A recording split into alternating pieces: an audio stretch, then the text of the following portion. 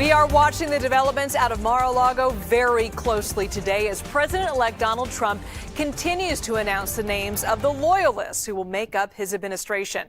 Sources confirming to CBS News overnight, 3 more nominees are expected to join that growing list, and they include Florida Republican Congressman Mike Waltz as National Security Advisor, Florida Republican Senator Marco Rubio as the Secretary of State, and this one breaking this morning, South Dakota Republican Governor Kristi Noem as Department of Homeland Security Secretary.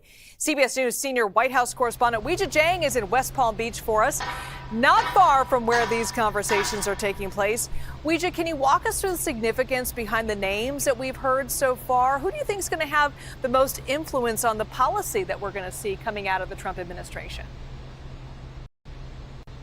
Well, Liz, all of these names have one thing in common, and that is that the people have a fierce loyalty to President-elect Trump. And of course, that is something he values probably above all else. And so when you look at South Dakota Governor Noem, she has stood by his side and really defended Trump at every turn, every chance that she could over the past several years. In fact, she was in the running to be his vice presidential nominee. Marco Rubio, even though they did butt heads during the 2016 Republican primary, after that he swiftly embraced the world of MAGA and became one of his fiercest fighters on the campaign trail, going to almost every event in Florida with the president-elect. And then you have Congressman Mike Waltz, who has really been outspoken about Trump's foreign policy, and they really align on everything from the war in Ukraine to China, even though I should point out Waltz is very much a hawk on China and thinks that we should be preparing for a potential conflict in that region.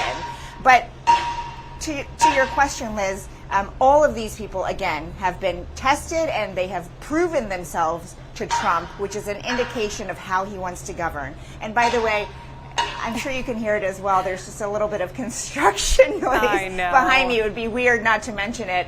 But it's not a band, it's not music, it's some guys working on the parking lot behind us. Clearly they're not watching CBS News 24/7, and they should be. They should take a break from all that banging. It's their loss, I know. You know what? It really is, Weijia. And I want to get back to it, though, because all this is happening so quickly, and we're still waiting to hear about some other key positions like Attorney General. That's a big one. The Director of the CIA.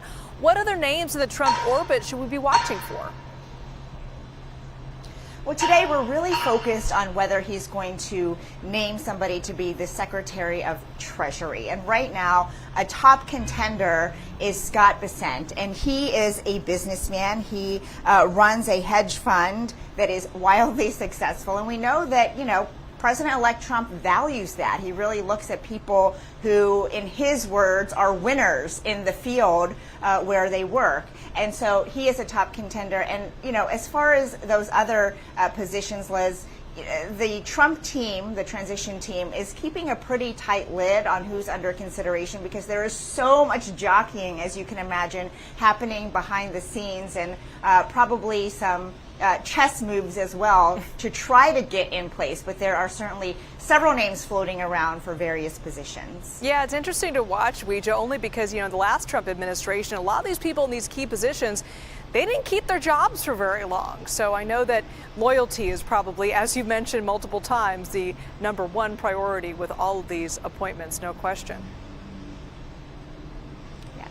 All right. Yeah, definitely. And a difference also from the first. Oh, I was just going to say it's very clear, Liz, that they are running a tight ship when it comes to the organization of rolling out this team, which is also very different from what we experienced in 2016. Yeah.